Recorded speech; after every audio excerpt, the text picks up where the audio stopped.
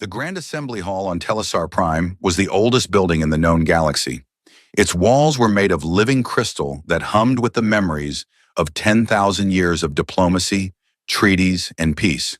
42 species had built their hopes inside this hall. 42 flags hung from the ceiling, each one representing a civilization that had chosen unity over war. Today, the hall smelled like fear.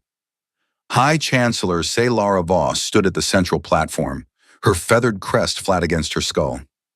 She was Karethi, a species of tall, bird-like people known for their calm voices and sharp minds. In her 60 years of political life, she had never raised her voice in this chamber. She had never needed to. Diplomacy was her weapon, and it had always been enough. But diplomacy could not stop what was coming. And the holographic display above the platform flickered to life, and the face of Admiral Torek Jean filled the air. He was Drothari, a massive creature with 6 limbs and skin like gray stone. He was the finest military commander the Council had ever produced. He had won 37 battles across 4 decades of service. His eyes, usually sharp and confident, were hollow. "Chancellor," he said, and his voice cracked on the word, "the combined defense fleet has been destroyed." The hall went silent, not the polite silence of diplomats waiting their turn to speak. This was the silence of people who had just heard their death sentence. "The Battle of the Yanari Corridor lasted 9 hours, John continued. "We committed 6,000 warships, every class, every reserve. The Vraxith Dominion broke through our formation in the first 2 hours. After that, it was not a battle. It was a slaughter." Voss gripped the edge of her platform.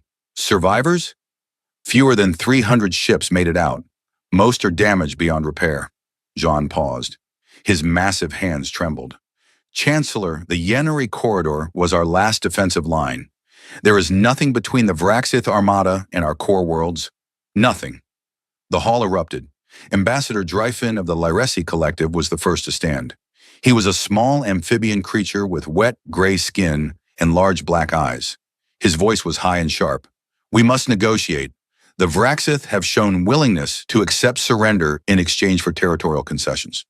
If we offer them the outer colonies, perhaps they will stop." "They will not stop," Admiral Jean said flatly.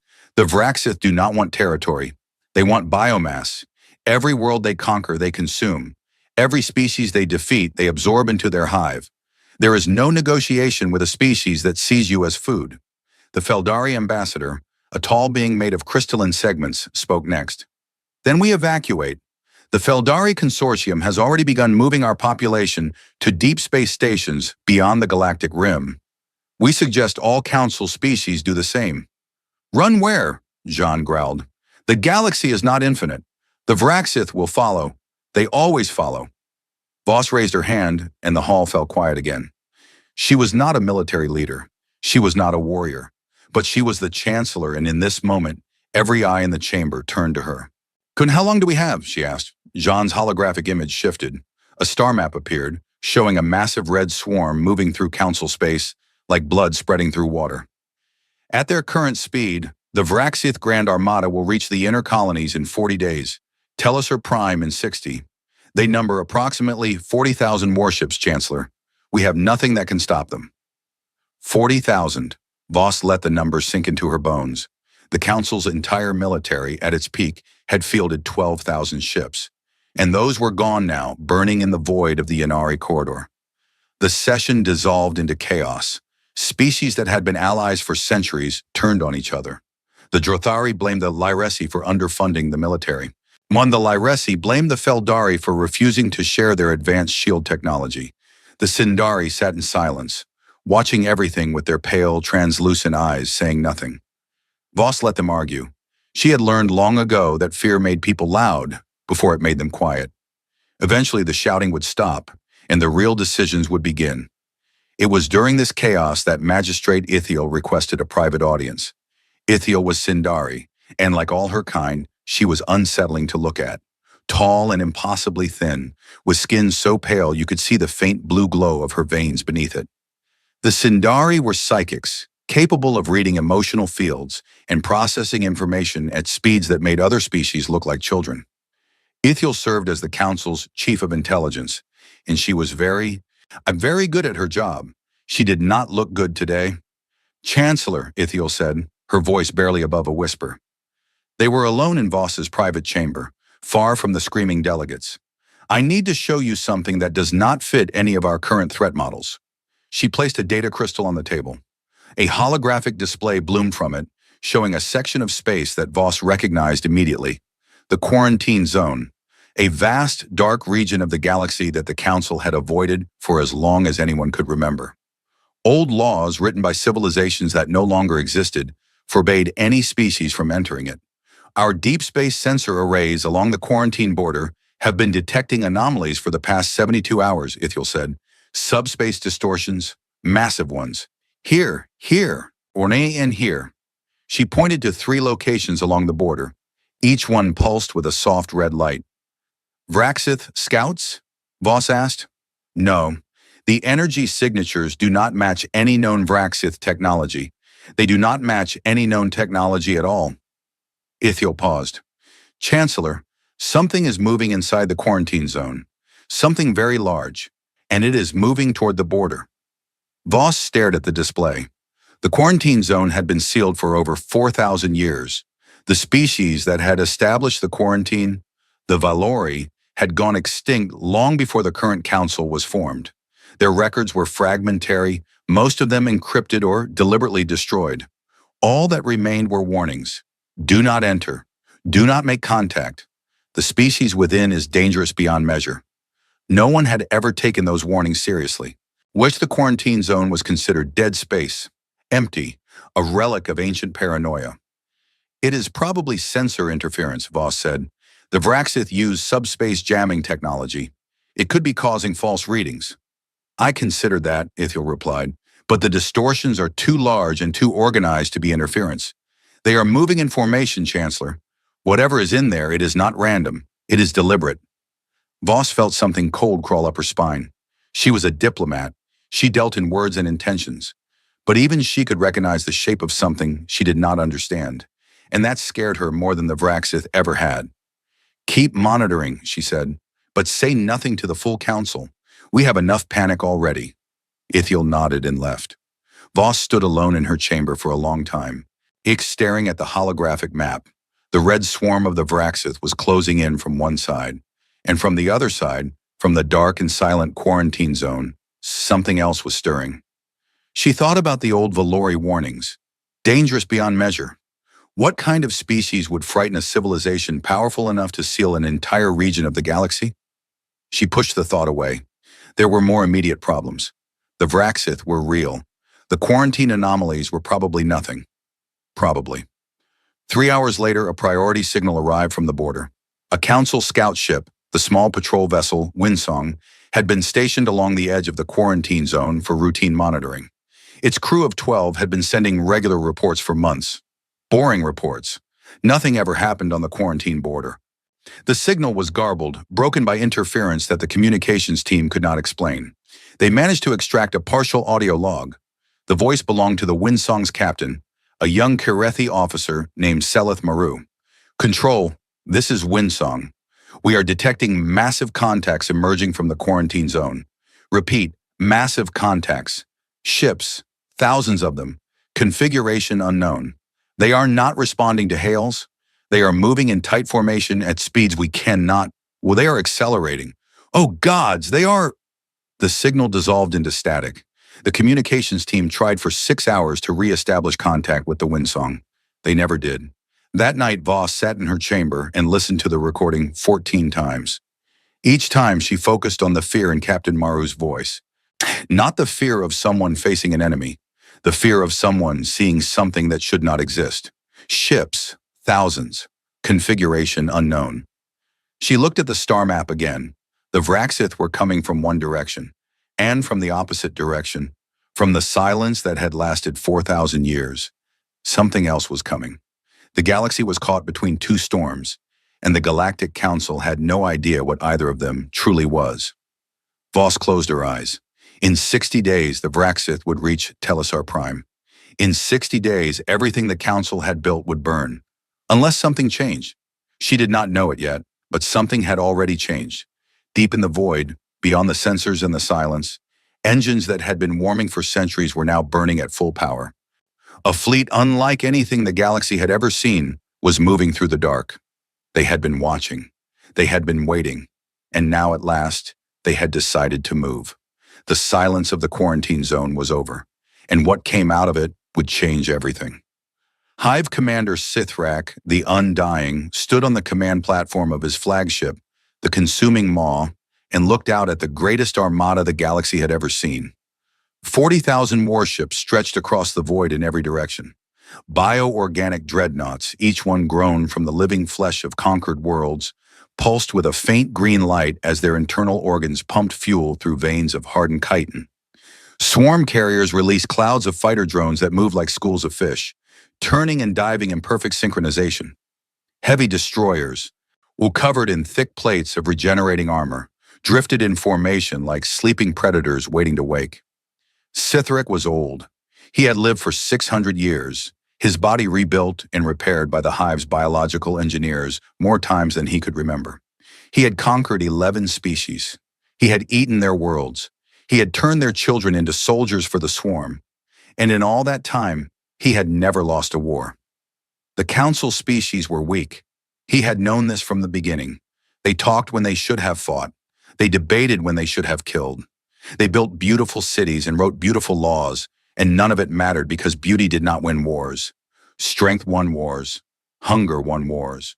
And the Vraxith were always hungry. The Battle of the Yanari Corridor had been the final proof. 6,000 council warships, the best they could gather, and his armada had torn through them like claws through soft meat. The path to their capital was open. In 60 days, he would stand on Telesur Prime and feast on the bones of their precious council. But first, there was the matter of the Helix Nebula. The Helix Nebula was a massive cloud of gas and dust that sat between the outer colonies in the inner core of council space. It was strategically important because any fleet that controlled it could strike in 3 directions at once. Sithrak had sent a vanguard fleet of 8,000 ships to secure it. A simple task. The nebula was undefended. That had been 6 hours ago. The vanguard had not reported back. Sithrak did not feel concern. He felt annoyance. Communication disruptions were common in nebulae, and the dense gas clouds interfered with subspace signals. His vanguard commander, sub-hive leader Krethar, was competent but cautious. He was probably running sensor sweeps before establishing a communication relay. Still, 6 hours was a long time for 8,000 warships to go silent. Send a secondary fleet, Sithrak ordered. 5,000 ships. Have them enter the nebula and re-establish contact with the vanguard. His officers obeyed without question. 5,000 warships broke formation and accelerated toward the glowing purple clouds of the Helix Nebula. While he waited, Sithrak reviewed intelligence reports on the remaining council defenses. They were pathetic. A few hundred damaged ships hiding behind planetary shields, civilian evacuation fleets clogging the trade routes, politicians arguing about surrender terms. The galaxy was already his. The rest was just cleaning. His thoughts were interrupted by a communication from the intelligence division. Hive Commander, we have intercepted unusual transmissions from the Council's sensor network. They are detecting anomalous energy signatures along the border of a region they designate as the Quarantine Zone. Sithrak had heard of the Quarantine Zone, a dead region of space, sealed by a species that no longer existed. Irrelevant, he said. Focus on the primary campaign. Acknowledged, Hive Commander. Sithrak dismissed it from his mind. Ancient mysteries did not interest him. Only conquest interested him. Far away on Telesur Prime, Magistrate Ithiel was not dismissing anything. She had spent the last 48 hours without sleep, her translucent fingers moving across data screens with a speed that would have blurred the eyes of any non-Sindari observer. The anomalies along the quarantine border were getting stronger, more organized, and the pattern they formed was unmistakable. It was a fleet formation, a very large fleet formation. She had pulled every fragment of information about the quarantine zone from the Council's archives. Most of it was useless. Administrative notes about border patrol schedules, astronomical surveys of the region's star systems, bureaucratic reports filed by long-dead officials. But buried deep in the oldest files, encrypted in a language that predated the Council by 3,000 years, she found the Vylori records. The Vylori had been a powerful civilization, advanced, sophisticated. They had helped establish the first version of the Galactic Council before mysteriously declining and eventually going extinct. Their records were considered lost. They were not lost. They were hidden. Ithiel broke the encryption in 11 hours. What she found made her sit very still for a very long time. The Valori had not created the quarantine out of paranoia. They had created it out of terror. The species inside the quarantine zone was called human. They had originated on a single world in a small star system near the edge of the quarantine region. When the Valori first encountered them, the humans were primitive. They had barely achieved spaceflight. They fought wars among themselves with crude weapons. They were messy, chaotic, violent, and divided. And the Valori had studied them for 300 years and concluded that this species was the most dangerous organism they had ever encountered. Not because of their technology, not because of their strength, because of their speed. Humans adapted faster than any species the Valori had ever cataloged. They learned from every defeat. They copied and improved every technology they encountered. They turned their own internal conflicts into engines of innovation. In 300 years of observation, the Valori watched humanity go from chemical rockets to faster-than-light theory. No other species in galactic history had advanced that quickly. The Valori sealed the region and placed warnings on every border. Do not enter. Do not make contact. Do not let them out. And then the Valori disappeared and everyone forgot. Ithiel brought her findings to High Chancellor Voss in a private meeting. Voss listened with her feathered crest slowly rising, a sign of deep distress in Karithi body language.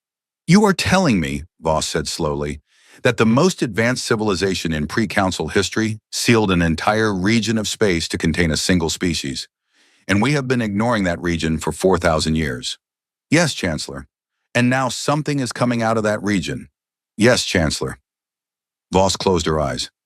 If they were quarantined 4,000 years ago as a primitive species, what have they been doing all this time?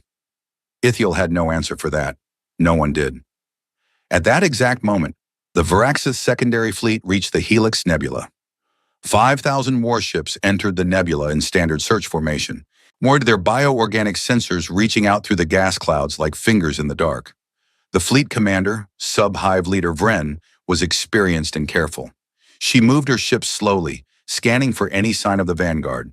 She found them. Or rather, she found what was left of them. 8,000 Vraxith warships, each one a living organism, hundreds of meters long, reduced to shattered shells of dead chitin and frozen blood. They drifted through the nebula like a field of broken bones. No power, no life signs, no distress signals. They had died so fast that most of them had not even managed to activate their regeneration systems. Vren had fought in dozens of battles. She had seen destruction before. But this was not destruction. This was erasure. Something had killed 8,000 warships with such speed and violence that the ships had not even had time to fight back. And then she saw the wounds. The hulls were not burned. They were torn. Massive holes punched clean through the bio-armor by something solid moving at incredible speed. Kinetic weapons, projectiles, the most primitive form of space warfare, the kind that every advanced civilization had abandoned thousands of years ago. Except someone had not abandoned them. Someone had perfected them. All ships reverse course, Vren ordered. Full retreat. Now. She was too late. They came out of the nebula like shadows given form. Thousands of them. Dark, angular warships with sharp lines and flat surfaces. No curves, no organic shapes, no decoration. They were built for one purpose, and that purpose was killing. They had no running lights. They broadcast no identification. They sent no warnings. They simply appeared, and then they opened fire.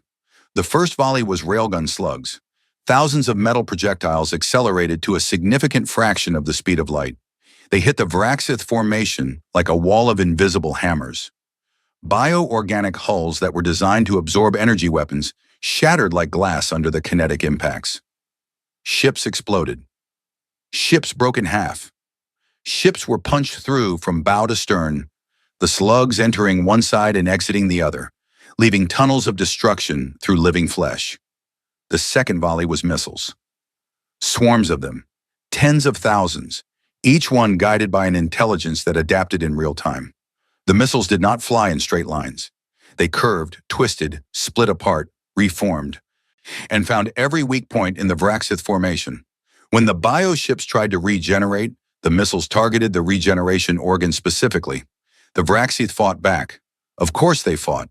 They were the greatest military force the galaxy had ever known. Swarm fighters launched by the thousands. Biocannons fired beams of concentrated acid that could melt through any known armor. Boarding pods shot toward the enemy ships, carrying soldiers bred for close combat. None of it mattered. The enemy ships had point defense systems that filled the space around them with walls of shrapnel. The swarm fighters flew into those walls and died. The acid beams splashed against armor plating that was thick and layered and did not care about biological weapons. The boarding pods were shot down at a distance of 1,000 kilometers, long before they could reach their targets. The battle lasted 14 minutes. When it was over, 5,000 Vraxith warships were debris. Sub-Hive leader Vren was dead. Her crew was dead. Every soldier, every fighter, every drone in the secondary fleet was dead. All except one. A single scout ship, small and fast, had been positioned at the rear of the formation. Its pilot, a young Vraxith drone with barely enough intelligence to follow orders, had done the only thing it could think of. It ran. It ran as fast as its engines could carry it, and by some miracle of luck and distance, the enemy ships did not chase it. The scout reached the Grand Armada 4 hours later and transmitted its sensor recordings directly to Hive Commander Sithrak. Sithrak stood on his command platform and watched the footage. He watched 5,000 of his warships die in 14 minutes. He watched weapons he did not understand tear through armor that was supposed to be indestructible. He watched an enemy fleet move with a coordination and precision that made his own swarm tactics look like children playing games. And he watched the enemy ships reassemble after the battle, forming into a perfect grid formation, their dark hulls reflecting the purple light of the nebula. Silent, patient, waiting. For 600 years, Sithrak the Undying had known nothing but victory. He had consumed worlds. He had broken civilizations. He had never encountered a force that could match the fury of the Vraxith swarm. Now, standing in the dim green light of his flagship, watching the recording play for the third time, he felt something he had never felt before.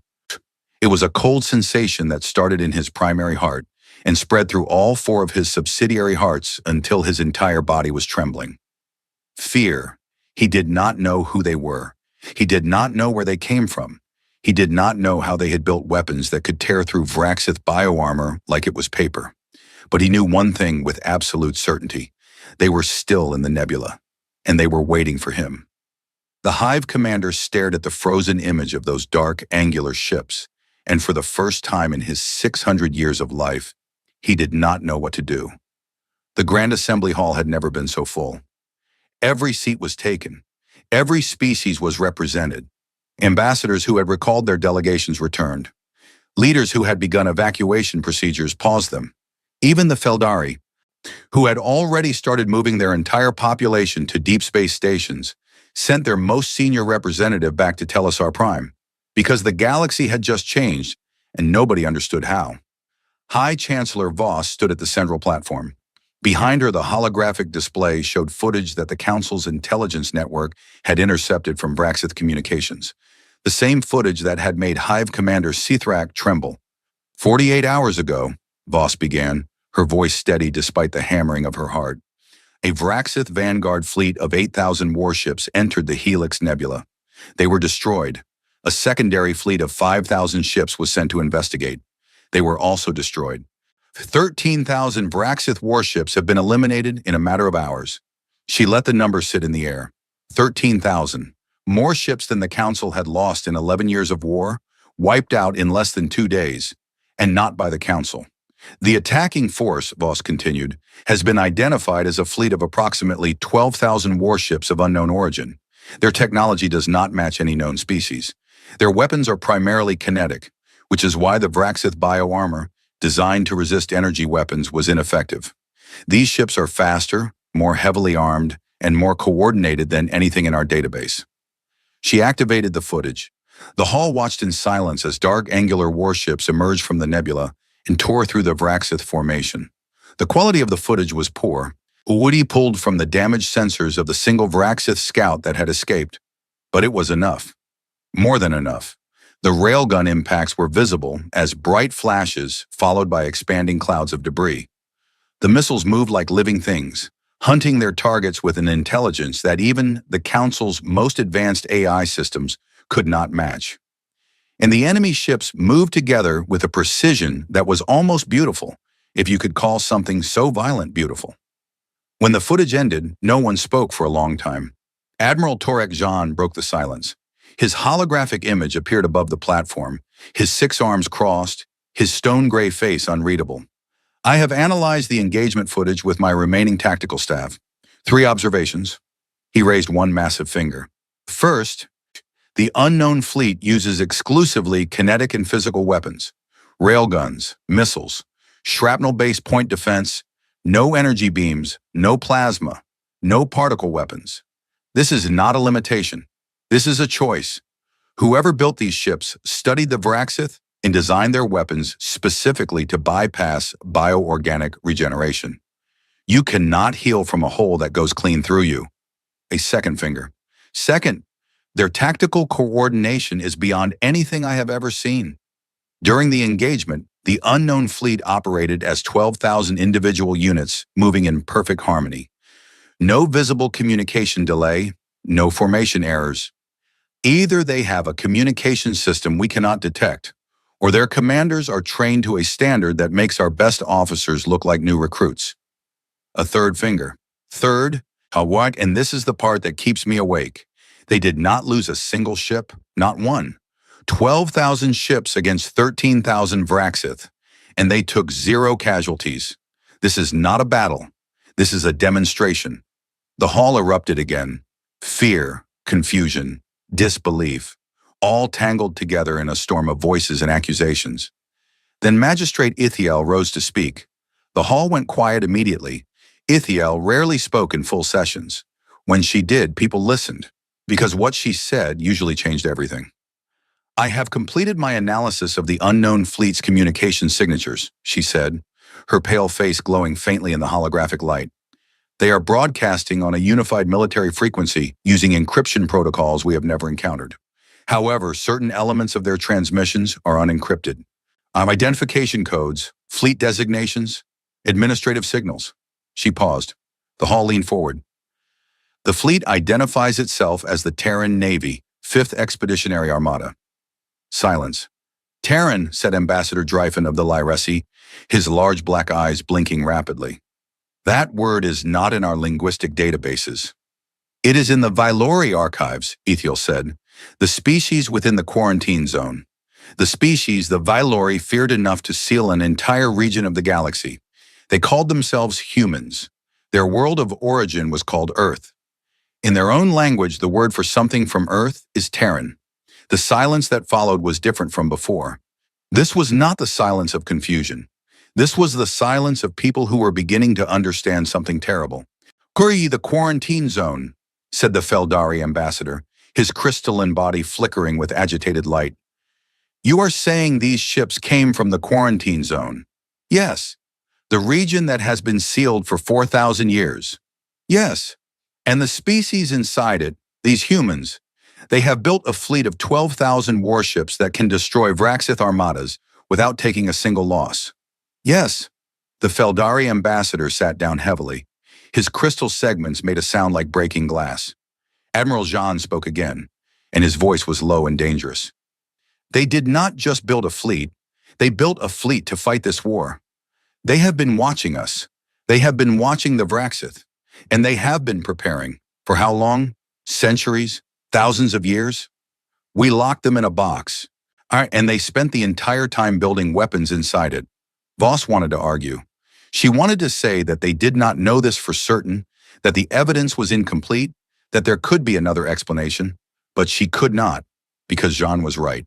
The weapons were designed to kill Vraxith specifically. That did not happen by accident. Before the Council could dissolve into further panic, the strategic display updated with new information from long-range sensors. Hive Commander Scythrak had made his decision.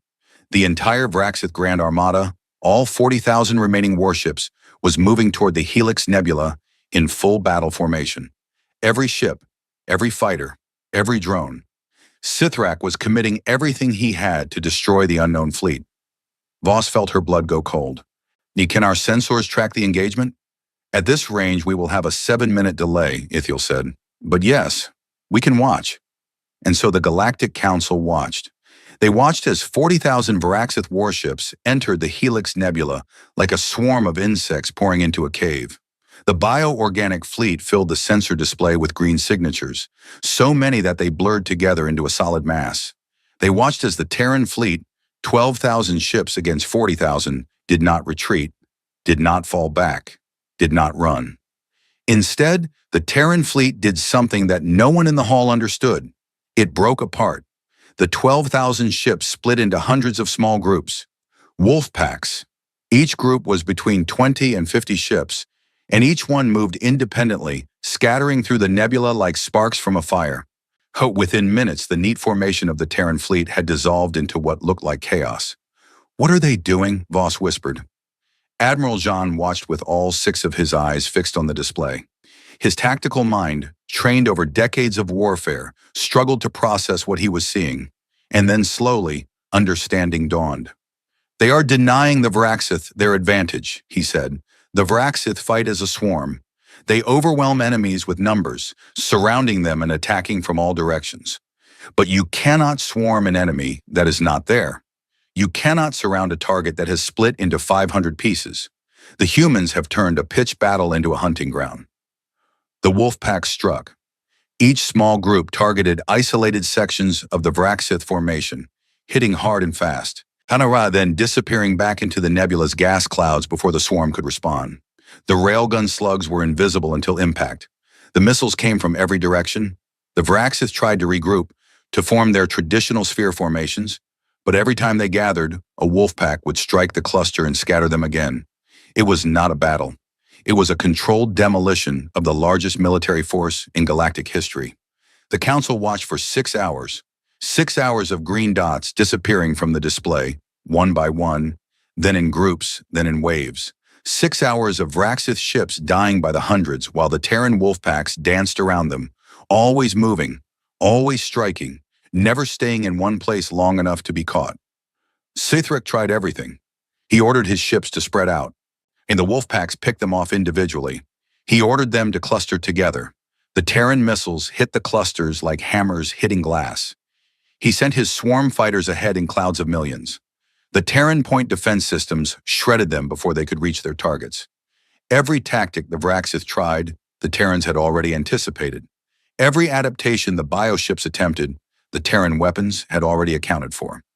It was as if the humans had spent years studying every possible Varaxith strategy and preparing a counter for each one. Because they had. By the 5th hour, the Varaxith were no longer fighting. They were dying. Ships broke formation and tried to flee.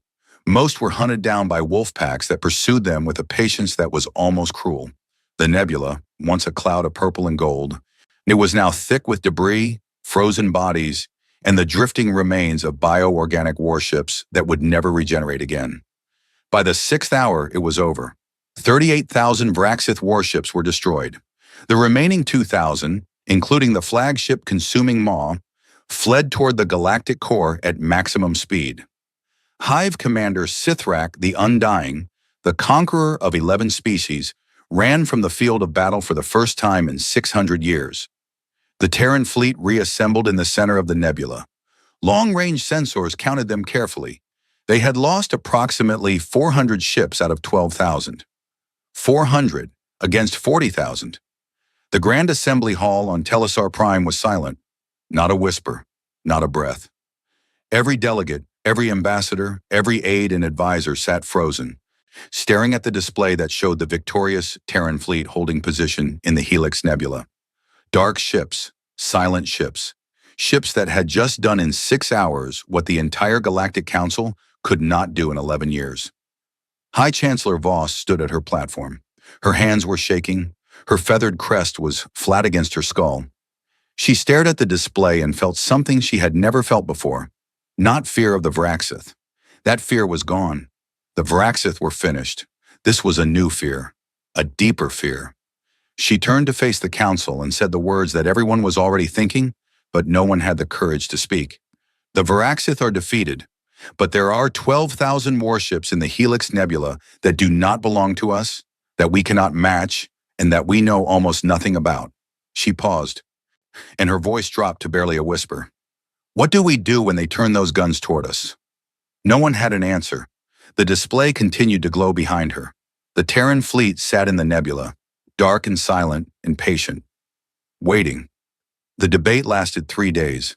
3 days of screaming, accusations, proposals, counter-proposals, and fear. The Galactic Council, which had barely held itself together during 11 years of war with the Vraxith, was now tearing itself apart over a fleet that had saved them. The Feldari ambassador wanted to offer total submission.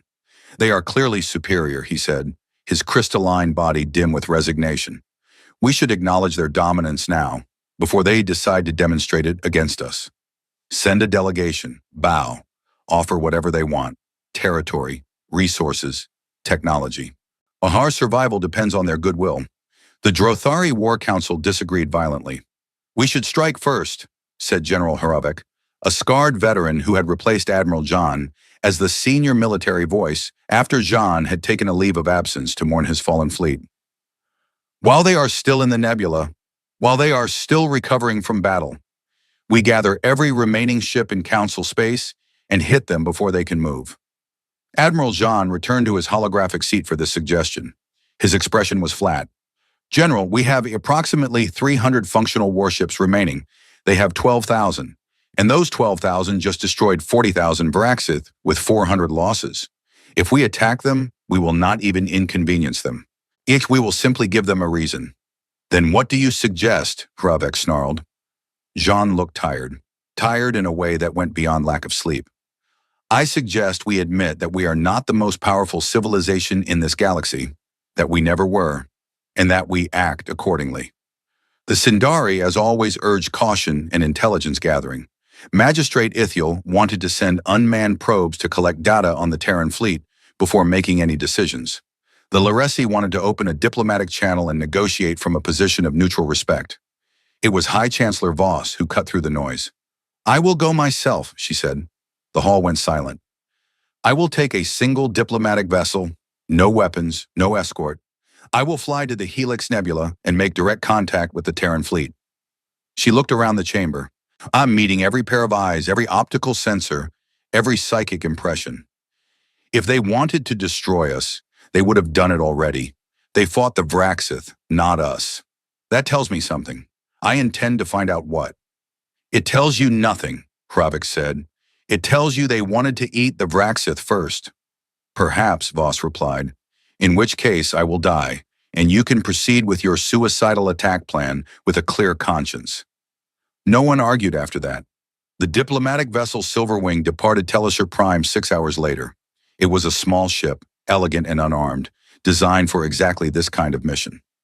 Voss brought a crew of 10, and including Magistrate Ithiel and a young Karethi translator named Perel, who spoke 14 languages and was currently learning a 15th from the fragments of Terran transmissions Ithiel had intercepted.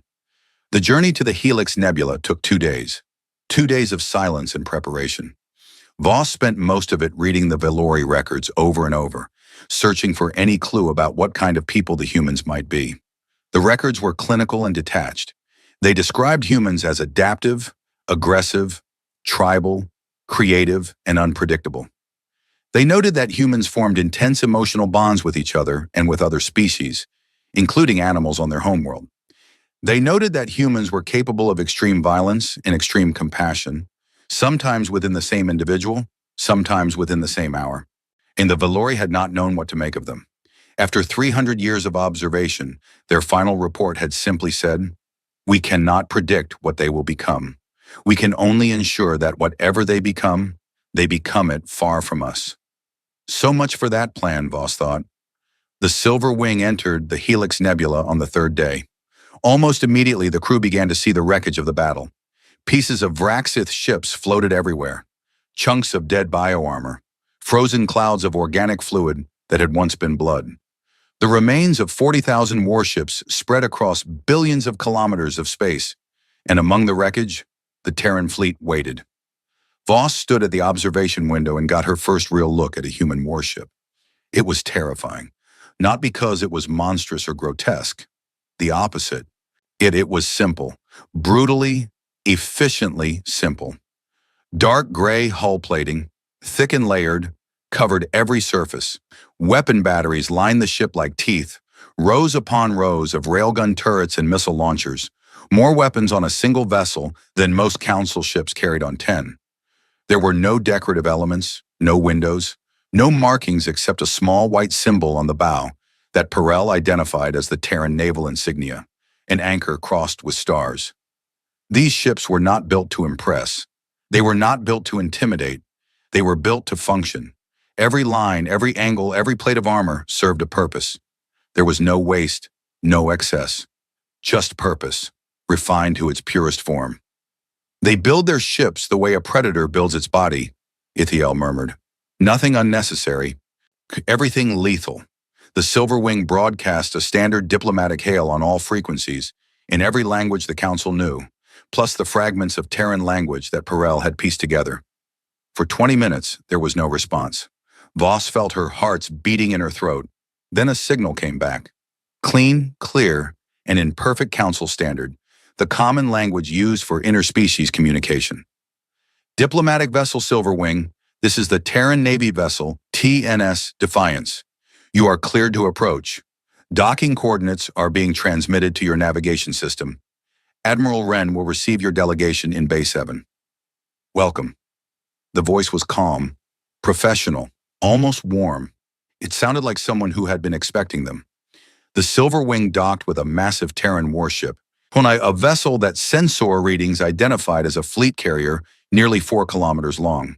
The docking bay was clean, well lit, and organized with a precision that bordered on obsessive. Every surface was labeled. Every tool was in its place. Crew members in dark gray uniforms moved with quiet efficiency, acknowledging the alien visitors with nods but no stares. Voss had expected many things. She had expected hostility, curiosity, perhaps even amusement. She had not expected professionalism. These people acted as if receiving an alien diplomatic delegation was a routine Tuesday. A tall woman was waiting at the end of the docking bay. She wore the same dark gray uniform as the others, but with additional markings on her shoulders and chest that indicated rank. She was older, perhaps 60 standard years by human measurement, and with short silver hair and eyes that were sharp and steady and missed nothing. High Chancellor Voss, the woman said, extending her hand in what Perel quickly whispered was a human greeting gesture. I am Admiral Callista Wren, commanding officer of the 5th Expeditionary Armada. Thank you for coming. Voss took the hand carefully.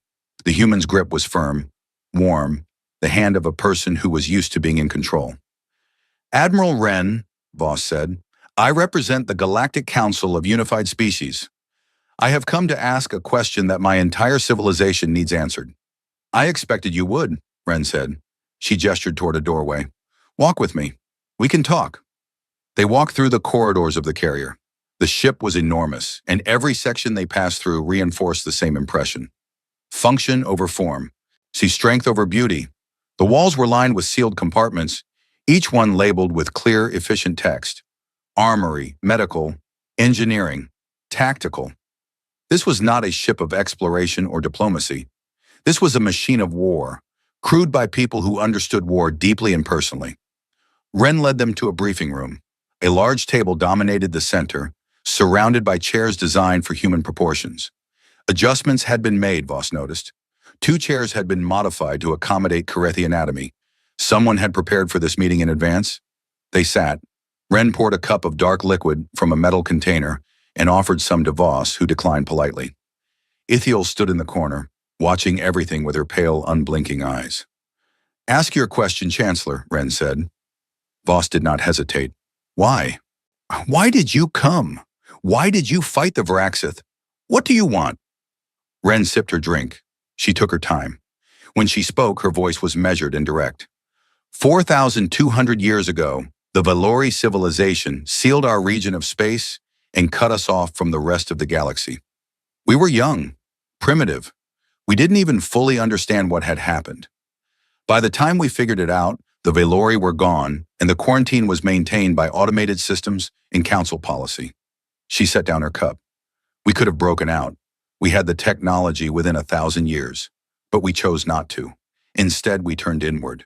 We colonized every world, every moon, every asteroid in our region. We built, we grew, we innovated, and we listened. Listened? Voss asked. Your communications are not as secure as you believe. Chancellor, we have been intercepting council transmissions for over 3,000 years.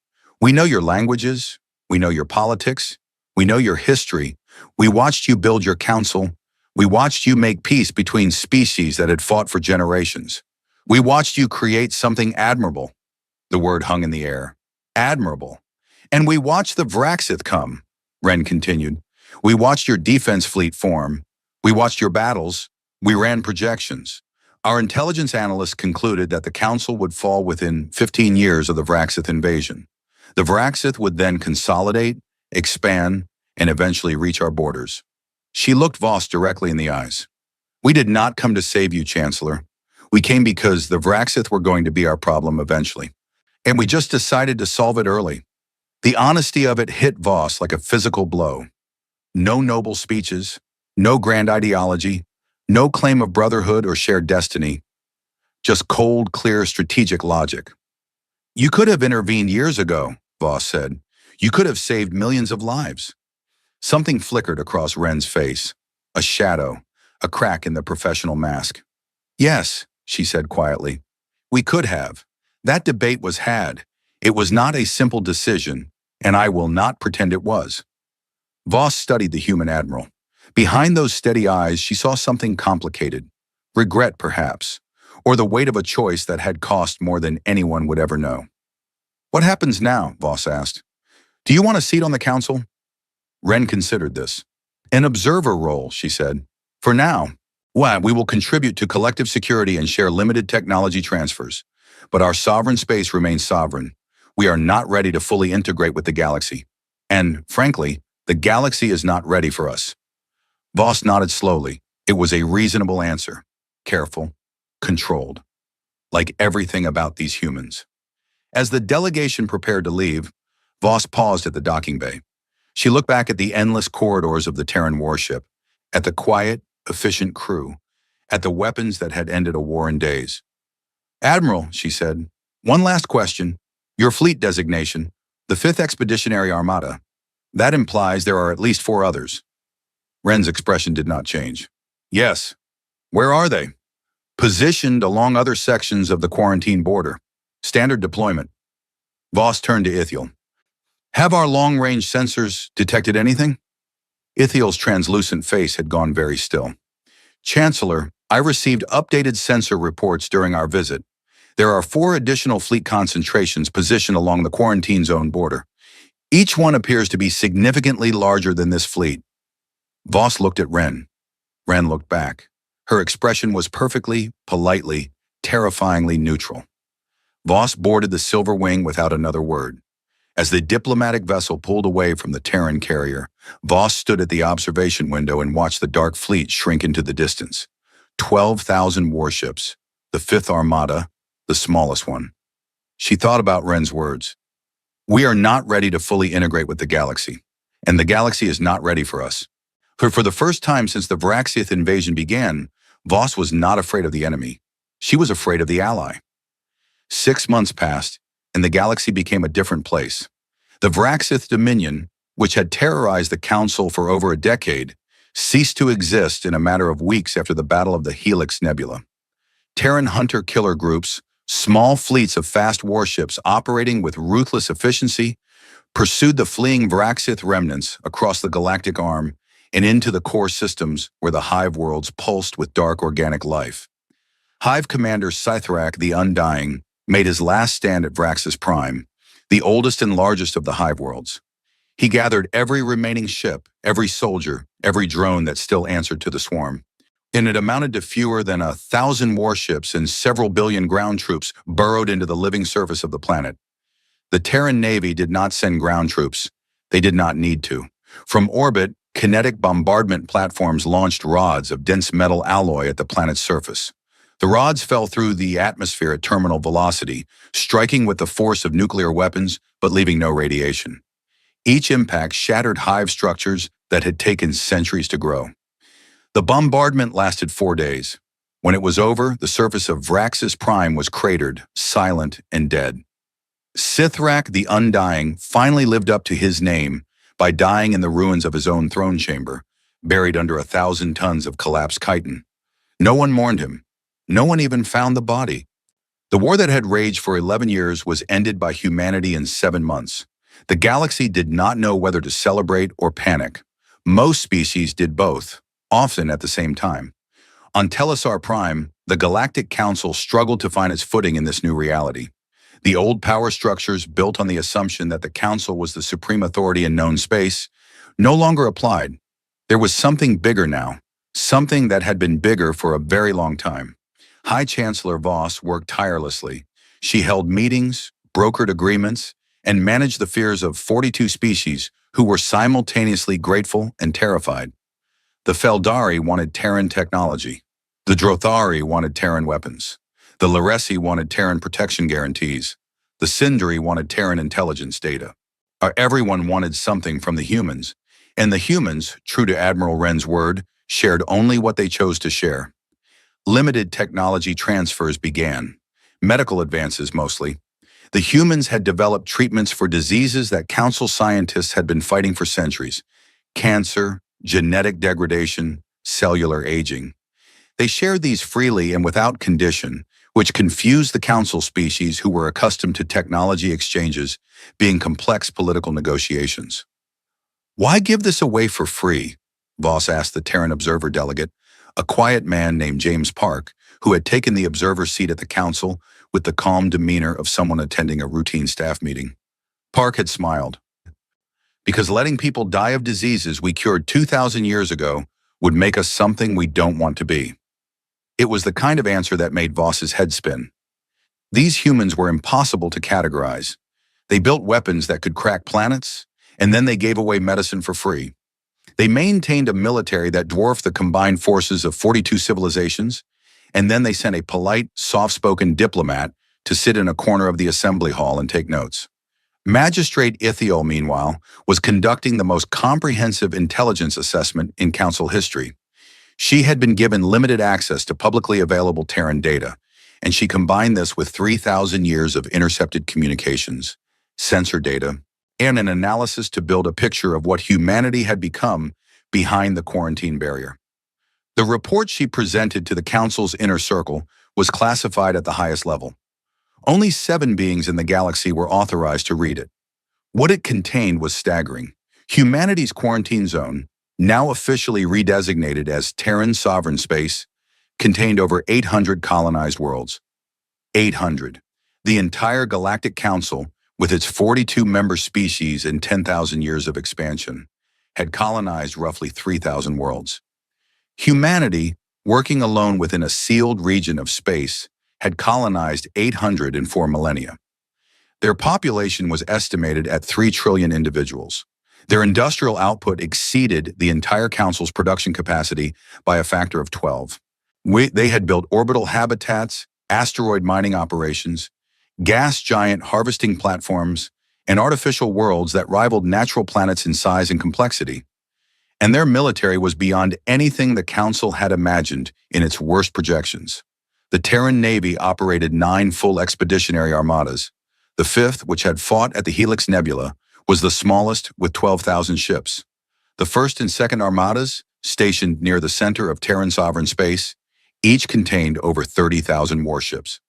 Total estimated naval strength across all 9 armadas exceeded 150,000 combat vessels. 150,000. The number was so large that when Ithiel presented it, Admiral Jean had laughed, not a happy laugh. The kind of laugh that comes when reality becomes so absurd that the only response is to lose your mind a little. "We spent thousands of years believing we locked a primitive species behind a fence," John said. "We locked ourselves out of their territory while they became gods." But the military numbers, as terrifying as they were not the most alarming part of the report. The technology section was. Humanity had developed faster-than-light drives that operated on principles the Council had never conceived. Their slipstream drives, as they called them, were approximately 3 times faster than the best Council hyperdrives. This meant that a Terran fleet could cross the galaxy in a third of the time it took a Council fleet. If they ever decided to move aggressively, no one could outrun them. They had mastered artificial gravity manipulation at a level that council physicists had considered theoretically impossible. Their ships could generate and direct gravitational fields for propulsion, shielding, and theoretically as weapons. A ship that could create a localized gravity well could crush an enemy vessel without firing a single shot. Their computing technology was built around artificial intelligences of a sophistication that the Council had banned millennia ago out of fear. Terran military AI systems managed logistics, targeting, communication, and tactical coordination across entire armadas. The Wolfpack tactics that had destroyed the Vraxith Grand Armada had been coordinated in real time by AI systems that could process and react to battlefield changes in milliseconds. And then there was the final item in the report. The one that Ithiel had saved for last. The one that made even the unshakable Sindari magistrate's voice tremble slightly. Humanity had developed planet-cracking weapons, devices capable of destabilizing a world's core and breaking it apart. They had tested them. The evidence was visible in Terran sovereign space, where the remnants of a shattered moon orbited one of their colony worlds, clearly the result of a controlled demolition. They had built these weapons. They had tested these weapons, and they had chosen not to use them against the Vraxith. That choice, more than anything else in the report, told Ithiel what kind of species humanity really was. They had the power to destroy worlds and the discipline not to. That combination was either the most reassuring or the most terrifying thing in the galaxy, depending on how much you trusted their discipline to hold. The inner circle read the report in silence. When they finished, no one spoke for a long time. Voss broke the silence. "I am going to meet with Admiral Wren one final time." No one objected. The meeting took place on a neutral station, a small trading post on the border of what was now Terran sovereign space. Voss came alone. Wren came with a single aide who waited outside the room. They sat across from each other at a plain metal table. Wren looked the same as before, calm, steady, unreadable. But Voss had spent her life reading people, and she thought she saw something different in the Admiral's eyes this time, something that looked like weariness. "I have read the intelligence report on your civilization," Voss said. "See, I will not pretend it did not frighten me." "It should," Wren said. "We frighten ourselves sometimes." Voss studied her. "I need to ask you a question that I have no right to ask, and I need an honest answer." "Ask. Do you intend to conquer the galaxy?" Wren was quiet for a moment. She looked down at her hands folded on the table. They were the hands of a woman who had commanded fleets and ordered the deaths of millions. They were also the hands of a woman who was very tired. "Chancellor," she said, "if we wanted to conquer you, we would have done it centuries ago. We had the ships. We had the technology. We had the strategic advantage of complete surprise, and we chose not to." She looked up. "We watched you build your council, your laws, your alliances. When we watched you take 42 species that had every reason to hate each other and convince them to work together. It was imperfect. It was slow. It was frustrating to observe, but it was admirable." That word again, admirable. "We do not want to rule the galaxy," Wren said. "We want to live in it. We want to trade, explore, discover, and grow. But we also refuse to let anyone burn it down. Not the Vraxith, not anyone who comes after them. We have the power to prevent it, and so we accept the responsibility." Voss felt something shift inside her. Not trust exactly. Trust would take years to build, but something adjacent to it. Respect, perhaps, or recognition. The recognition that this woman and the civilization she represented had made a choice that was far more difficult than conquest. They had chosen restraint, and restraint, whereas Voss knew from a lifetime of diplomacy, was always harder than force. "I would like to offer humanity full membership in the Galactic Council," Voss said. Wren nodded. "We accept, on our terms." The terms were negotiated over the following weeks. Humanity would join as the 43rd member species. They would contribute to collective defense and share limited technology, primarily medical and agricultural. They would participate in diplomacy and trade. But Terran sovereign space would remain closed to outside traffic unless specific permission was granted. Humanity would integrate at its own pace, on its own schedule. The Council accepted. They had no real choice, but Voss made sure the vote was conducted with dignity and proper procedure. If humanity was going to join the galactic community, it would be done right. Where the announcement was broadcast across every communication network in council space. Voss stood at the central platform of the Grand Assembly Hall, the same platform where she had received news of the Yeneri corridor disaster just months earlier, and addressed the galaxy. For 11 years, we fought a war we could not win. We lost ships, worlds, and people. We came within weeks of total destruction, and then from a region of space we had ignored for 4,000 years, help came from a source we never expected. She paused and looked at the 43 flags now hanging from the ceiling. The newest one was simple, a blue circle on a dark field with a single white star at its center. Today, I am honored to welcome the Terran Confederation as the 43rd member of the Galactic Council of Unified Species. When they are not what we expected, they are not what the ancient records described. They are something new, something we are still learning to understand. She straightened her crest and spoke her final words with a voice that carried across 1,000 worlds. For 4,000 years, we told ourselves that the silence beyond the quarantine zone meant there was nothing there. Let this be the lesson the galaxy never forgets. Silence does not mean absence. It means someone is choosing not to speak, and when they finally speak, you had better listen. The hall erupted in applause, not the polite, measured applause of diplomatic protocol. Real applause, the kind that comes from relief, from gratitude, from the overwhelming feeling of having survived something that should have killed you. Voss stepped down from the platform and found Ithiel waiting for her. "Do you trust them?" Ithiel asked. "No," Voss said, "but I respect them, and I believe that they believe what they told us. For now, that is enough." Far away, deep in Terran sovereign space, Admiral Callista Wren returned home. Her shuttle descended through a blue sky scattered with white clouds. Below her, a green and brown landscape stretched to the horizon. Rivers cut through valleys. Cities rose from plains, gleaming with lights that reflected off glass and steel. And between the cities, there were forests, fields, and oceans that had existed for billions of years before anyone had thought to build a starship. Earth, the world that the galaxy had forgotten, the world that had refused to forget itself. Wren's shuttle landed at a small airfield outside a city that was old by human standards, but a heartbeat by galactic ones. She stepped out into the sunlight and breathed air that tasted like grass and rain and home. She walked through a park. Children were playing on a green lawn, chasing each other and laughing in the way that children everywhere, on every world and every species, have always laughed. An old dog slept in a patch of sunlight. A couple sat on a bench, talking quietly about nothing important. Wren sat on an empty bench beneath an oak tree that was older than most civilizations in the galaxy. She closed her eyes and felt the sun on her face. Her communicator buzzed. Another report, another crisis, another galaxy that needed managing.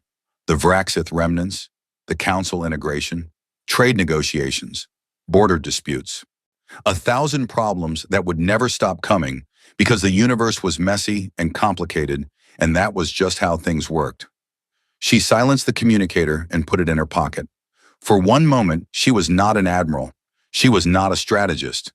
She was not the woman who had ended a galactic war. She was just a person, sitting in the sun, on a small blue world that had been written off by the rest of the galaxy 4,000 years ago. A child's ball rolled to her feet. A small girl ran over, picked it up, and looked at Wren with wide, curious eyes. "Are you a soldier?" the girl asked. Wren smiled. "Sometimes." "Do you fight bad guys?" "I try." The girl nodded seriously, as if this was the most important information she had received all day. Then she ran back to her friends, and the sound of laughter filled the park again. Wren leaned back against the bench. The oak tree rustled above her. Somewhere, impossibly far away, the galaxy was spinning with all its wars and wonders, and terrors and triumphs. But here, in this park, on this world, under this tree, there was only the sun, the wind, and the sound of children laughing. She closed her eyes and she smiled.